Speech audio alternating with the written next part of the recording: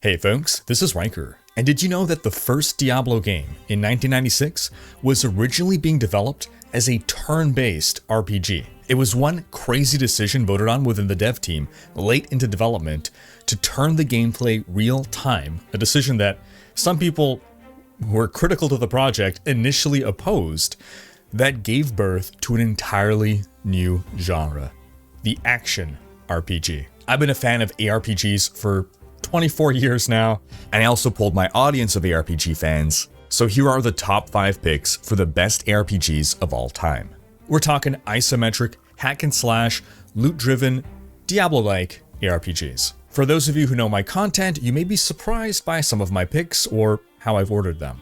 So starting off at number 5, we have Grim Dawn. Officially released in 2016 after a 3-year early access period, this spiritual successor to 2006's Greek mythology-based Titan Quest captured everything great about its predecessor, but put it in an original setting, since they didn't have the rights to Titan Quest anymore. Grim Dawn presents an immersive world rich in lore, full of secrets to discover that reward exploration of the world, a robust crafting system, and a really cool faction system that lets you complete bounties for different groups in the world and gain reputation with them. But possibly its greatest strength is its deep character customization, with tons of build diversity and a 2-class system that allows for plenty of interesting combinations. After release, we got the Crucible added as endgame DLC, and we've seen 2 expansions, Ashes of Malmouth in 2017 and The Forgotten Gods in 2019, which added even more regions and content to the game. If Grim Dawn didn't reach the same level of popularity of the biggest ARPGs at the time, I'd say it's due to 2 factors. The first being that Grim Dawn is ultimately a single-player game. While you can play with others, there are no dedicated servers. You can host a game and have people join you. So there's no protected online mode with a trade economy and official season starts. This does mean though that the game has a modding scene, which is always a plus, and there are also unofficial seasons within the community. The second reason is that Grim Dawn feels older than its age. Part of this adds to its charm. It feels like an old school kind of retro RPG, but it also means it hasn't aged as well as other games. But out of nowhere, the devs announced another surprise expansion. It's going to come either this year or next, so who knows, maybe Grim Dawn will be brought into the new age. But for a game that truly felt new and cutting edge when it released, we move on to number 4 on our list of top ARPGs. And this is going to be the most controversial game on this list, even though it does deserve its position. We're talking about Diablo 3. When Diablo 3 was first announced, I remember the anticipation my school friends and I had. We joked about how we would drop out of college and get a job at a factory just so that we could have as much time as possible to go home and play Diablo 3. I mean, this was one of the most anticipated and hyped games of all time. When D3 released in 2012, after a staggering 11-year wait, it was a disappointment to a lot of Diablo fans. It felt like a step back in many ways rather than an evolution. So many systems felt like they had been dumbed down in the interest of appealing to a wider audience. From a technical perspective, it was a masterpiece, bringing Diablo to a 3D world with an exceptionally fluid combat system. And while it did introduce some cool new systems like skill runes to modify a base skill in interesting and meaningful ways, it cut back on a lot of the RPG-like character building aspects of Diablo 2. 2 years after release, the Reaper of Souls expansion for D3 massively improved the game. It didn't change its direction, it remained a game designed to appeal to a wider audience, but it addressed a number of issues with itemization, it removed the controversial auction house, and it established the baseline for what would become the definitive edition of D3. Now, despite what lots of ARPG fans will say, the fact is, when it comes to pure arcadey fun, there's no better ARPG than Diablo 3. They nailed the smoothness of combat like no other, and just the simple gameplay loop of killing demons and getting simple loot. And this allowed the game to find its own audience of millions who were looking for a more casual game. But for those still left unsatisfied with Diablo 3, a new hope would come from a completely unexpected place: Reddit, where a group of Diablo 2 fans came together to basically make their own Diablo 3, which takes us to number 3 on our list, Last Epoch.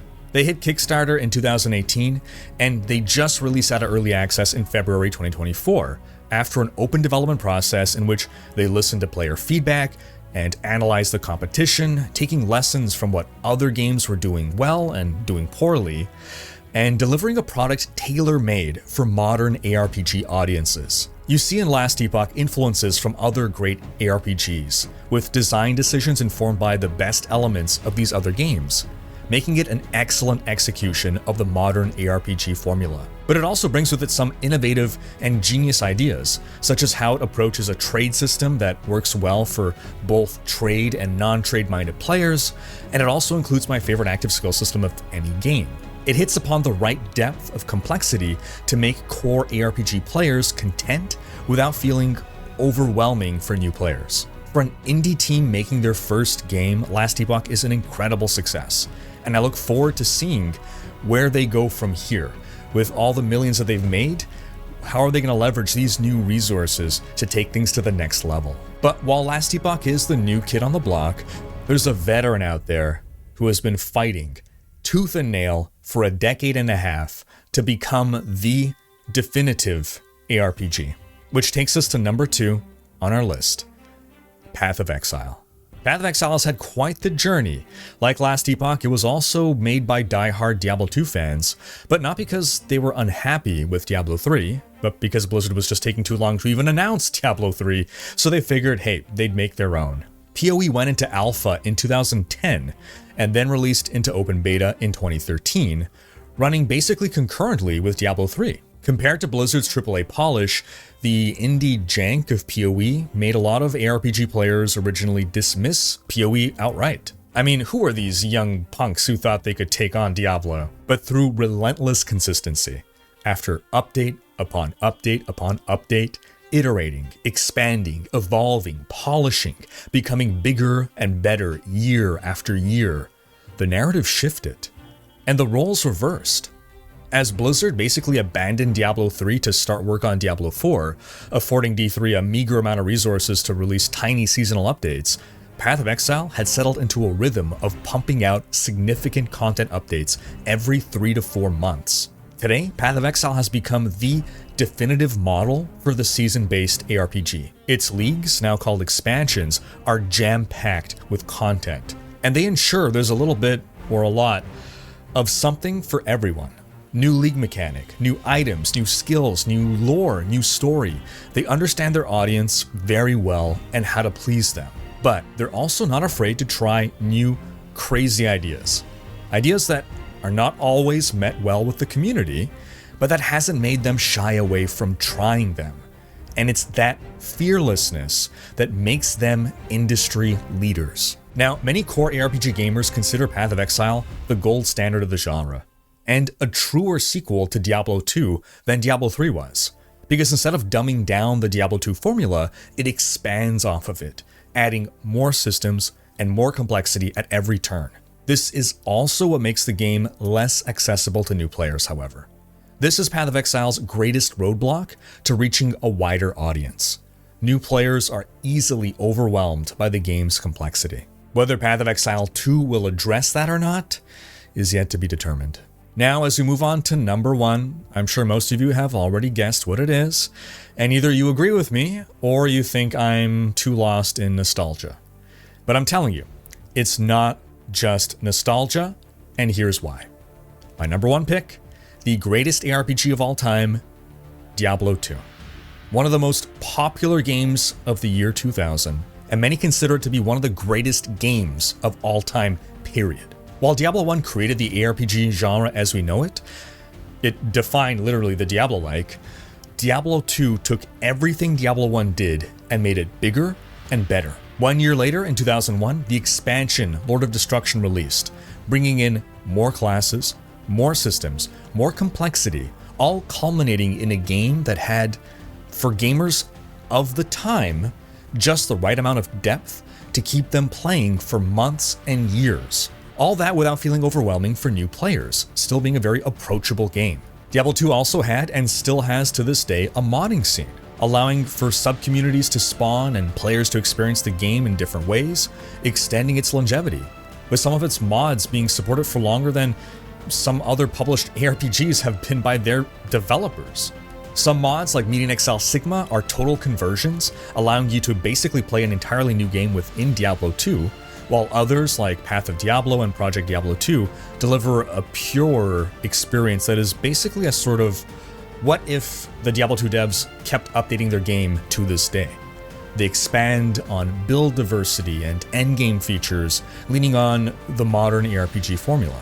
Then Blizzard released Diablo 2 Resurrected in 2021, a remaster of D2 with modern graphics, which is a great way for people to experience the classic game in modern times. A lot of us have fond memories of Diablo 2.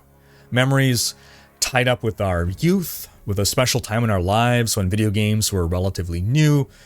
And us old fans, yeah, we do have a bit of a blind spot for Diablo 2's weaknesses.